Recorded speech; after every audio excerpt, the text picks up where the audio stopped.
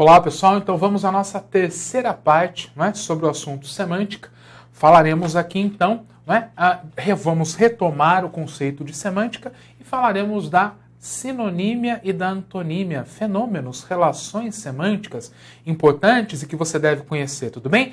Retomando e consolidando o conceito de semântica. Vamos lá, você se lembra? Se não, aproveita, reveja aqui comigo e anote aí. A palavra semântica, a semântica, não é? Derivada de sema, que quer dizer sinal, refere-se ao estudo do significado. Disso você se lembra, você já assistiu às aulas anteriores. Em todos os sentidos do termo.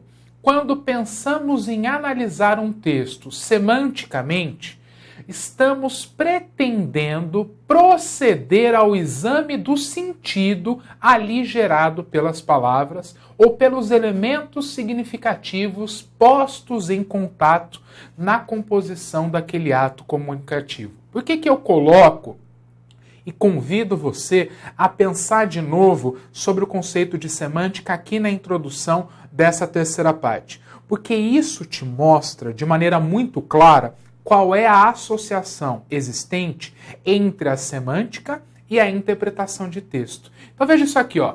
Quando pensamos em... Deixa eu acionar aqui. Quando pensamos em analisar um texto semanticamente, ok? Quando vamos fazer a análise semântica de um texto, estamos pretendendo proceder ao exame, quer dizer, fazer o exame do sentido ali gerado pelas palavras ou pelos elementos significativos. Por que isso? Porque não só a palavra contém significado. Não é só a palavra que veicula significado. Uma imagem veicula significado. Muitas vezes nas provas são colocadas lá tirinhas, charges, e é a partir daquilo que você deve construir, que você deve elaborar a sua interpretação. Então, semântica é um fenômeno amplo, não é? Então, estuda o significado das palavras, sim, mas estuda o significado de qualquer outra linguagem, ok? Da imagem, do som, enfim. Semântica, num sentido mais amplo, é o estudo do significado. Não se esqueça disso. Postos em contato na composição daquele ato comunicativo. O que é o ato comunicativo? Não é? Quando dizemos ato comunicativo, estamos falando do quê? Estamos falando de textos, não é? Todo e qualquer tipo de texto com o qual você venha travar contato é objeto de estudo para a semântica, tá? Por isso que semântica e interpretação de texto estão ali juntas, inseparáveis, tudo bem? A partir disso, vamos então começar a estudar alguns conceitos semânticos, né? Alguns conceitos que fazem parte do estudo semântico. Eu começo com um conceito muito importante e muito interessante, que é o conceito de campo semântico. Acompanhe comigo a definição. Dizemos que determinadas palavras ou qualquer outra linguagem, ok? Pertencem a um mesmo campo semântico quando conseguimos enxergar entre elas uma relação qualquer de sentido que possibilite a formação de uma família de ideias. Observe os exemplos abaixo. Então, olha só. Muitas vezes aparece lá numa questão: as palavras tal e tal pertencem ao mesmo campo semântico. E aí as pessoas ficam lá, pera lá, campo semântico? O que é um campo semântico? É um campo de significado. Semântico, valor semântico, ok? Tudo isso quer dizer significado. Campo semântico, campo de sentido, campo de significado, ok? O que é um campo semântico? Dê uma olhada nos exemplos listados abaixo. Eu mostro a você uma sequência como esta aqui, ó. Revista, jornal, gibi e livro. Você entende, agora a gente vai lá para a matemática, teoria dos conjuntos, né? Você entende que todos os elementos aqui fazem parte de um mesmo conjunto? Você percebeu isso, ok? E você entendeu o que é que os reúne no mesmo conjunto, não é assim? Então pronto, eu tenho aqui um campo semântico. Nenhum elemento fica estranho dentro desse conjunto, porque tudo que ali está diz respeito a uma mesma coisa, faz parte de um mesmo campo semântico, certo? Digo a você, casaco, paletó, roupa, blusa, camisa, jaqueta. Estranhou algum elemento? Não. Entendeu o que os reúne no mesmo conjunto? Sim. Então você compreendeu a formação do campo semântico, certo? Depois, serra, rio, montanha, lago, ilha, riacho, planalto. Entendeu o campo semântico? Pois é. Então todos esses elementos dizem respeito a uma mesma coisa. Telefonista, motorista, costureira, escriturário e professor. Entendeu o campo semântico? É isso. Agora imagine que, vou pegar esse último exemplo, tá? Essa última linha. Telefonista, motorista, costureira, escriturário, professor, vírgula. Aí eu vou colocar aqui. Morango, ponto. Opa, pera lá. Parece aquela brincadeira, né? De vou à lua e vou levar o quê? Não é?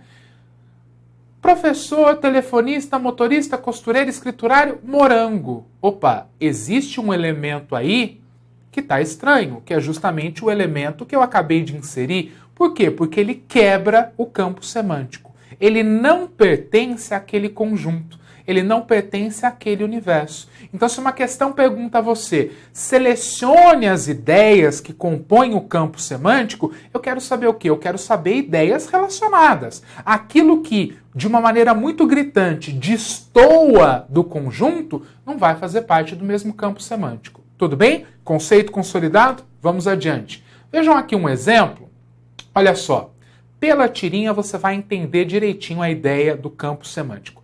A personagem está lá, levanta a mão e diz assim: professora, eu não entendi o quarto exercício. Naturalmente, eu não entendo os outros problemas, qualquer um deles. Realmente eu não entendo toda a matemática. Bom, vamos encarar isso, eu não entendo a escola. O que é isso, minha gente? Então ela começa dizendo, não entendi o exercício, não entendi os problemas, não entendo a matemática, não entendo a própria escola. Veja aqui, exercício, problemas, matemática, escola. Tudo isso aqui está relacionado dentro de um mesmo universo. Tudo isso aqui faz parte de um mesmo campo semântico. Além de um campo semântico, repare, eu começo no pequenininho, né? Cresço um pouquinho aqui, cresço um pouco mais aqui e agiganto no último. Há uma gradação, né? Não entendo o exercício, não entendo o problema, não entendo a matemática, não entendo a própria escola, ok? Além de um campo semântico, é também uma gradação. Eu começo no elemento menor até chegar ao macro, né? Vou do micro ao macro ao longo dessa sequência, tudo bem? Este é o conceito de campo semântico, certo? Na língua portuguesa, o significado das palavras leva em consideração relações de. Então chegou aquela hora de falarmos a respeito da relação de sinonímia. Olha um papo aqui bacana para a gente ter. Quando você aprende sobre os sinônimos na escola, você aprende assim.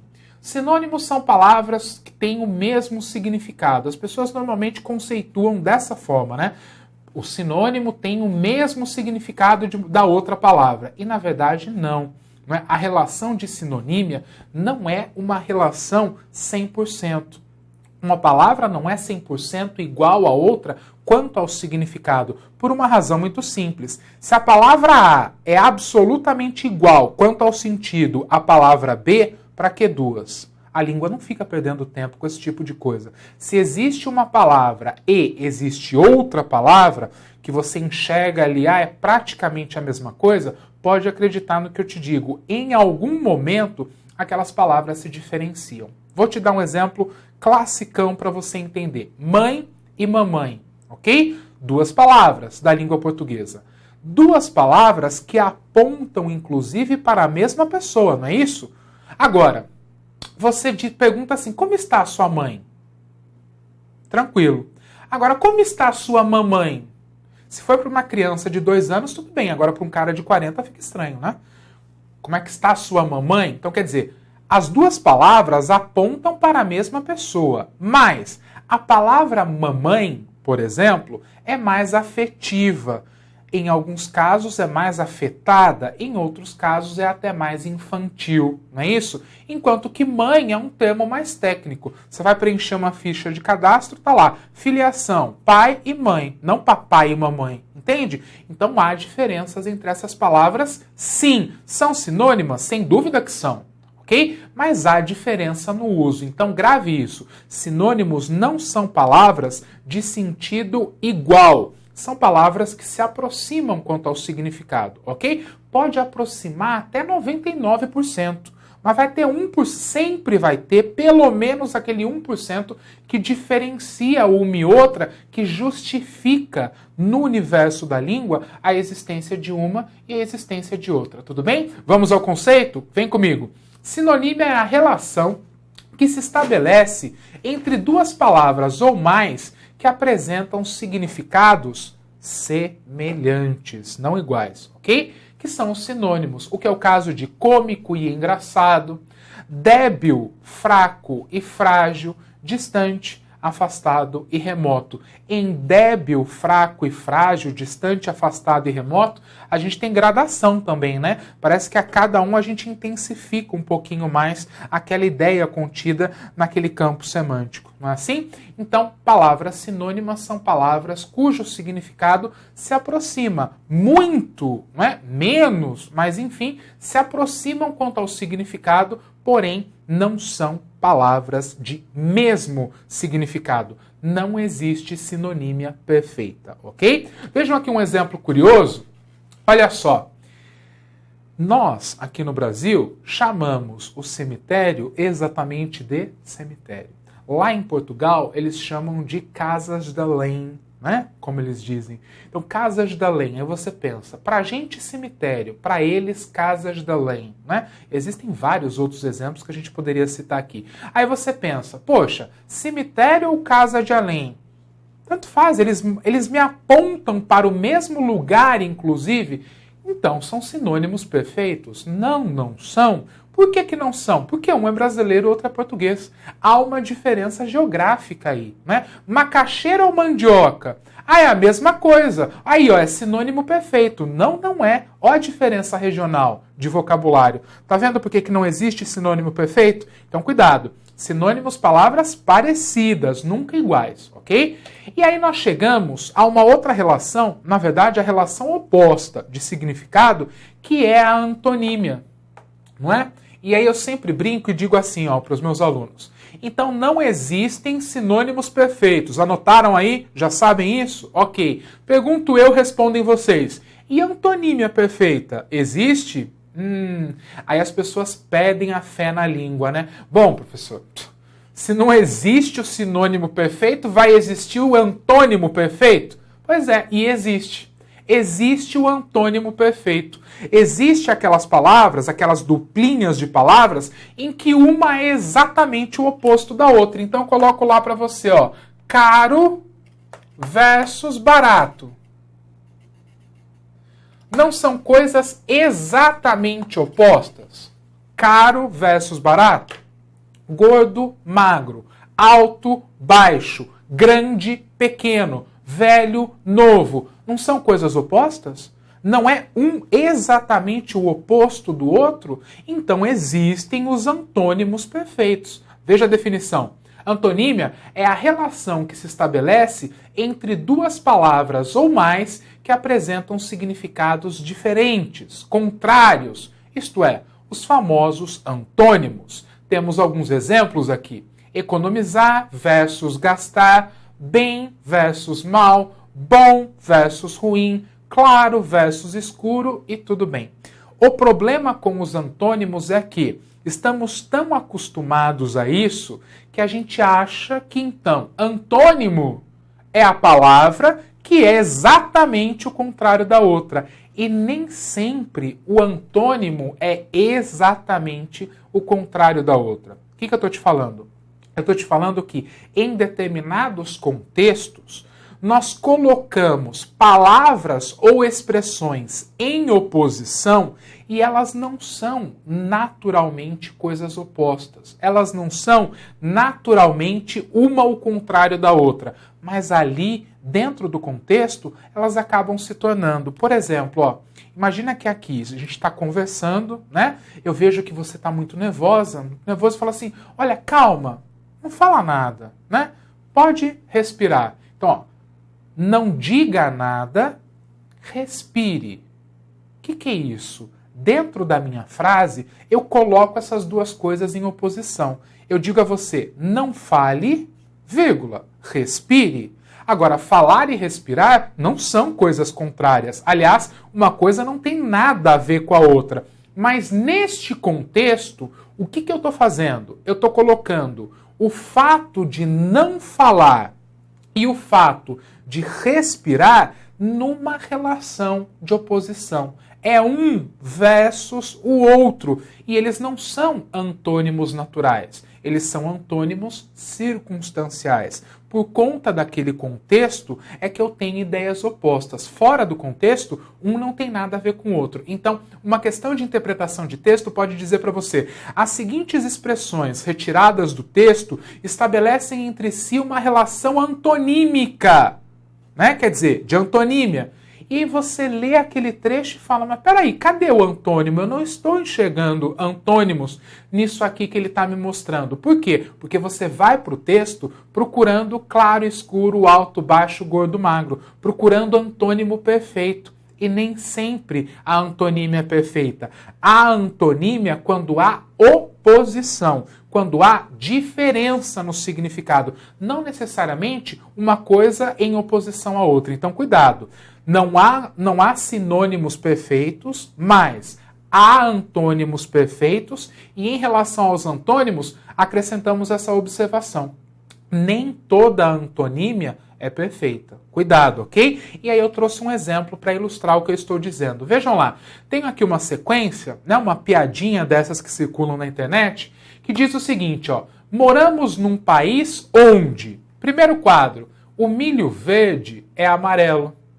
Olha que engraçado, é a nomenclatura, né? Então chamamos de milho verde, mas o milho é amarelo. Quer dizer, a antonímia aqui, mas professor, verde versus amarelo são duas cores. Não tem nada que ver uma coisa com a outra. Concordo. Um é uma cor, outro é outra cor. Mas nesse contexto, o que acontece? Eu coloco em oposição o fato de chamarmos de verde e a coisa ser amarela. Isso é uma oposição de significado. Isso é um tipo de antonímia. Entende? Nem toda antonímia é aquela dos contrários imediatos. Aí no segundo quadro, o quadro negro é verde. Então, historicamente, chamamos quadro negro, porque era mesmo negro. Já é verde há algum tempo, hoje em dia já está até branco, né? Porque já mudou, já é outra coisa. Mas o quadro negro é verde. Novamente uma oposição. Eu chamo de negro, mas é verde. As cores entre si não são exatamente opostas, mas há oposição dos fatos. É uma relação de antonímia, ok? O house preto é branco, então a balinha lá, o house preto é branco, ok? Então o que entre preto e branco, a gente pode até pensar numa antonímia perfeita, né? A gente usa essas cores como símbolos de contrário, não é assim? E em que o cantor belo é feio. Então a gente opõe o nome do cidadão à realidade do fato, né? Então cantor belo é feio, ok? Estabelecendo aqui uma outra antonímia que também é perfeita, belo versus feio, aí eu caio no exemplo da antonímia perfeita, tudo bem? Então guarde todos esses conceitos, eles serão extremamente importantes a você. Aguardo você na nossa próxima parte, nosso próximo capítulo sobre semântica. Até lá!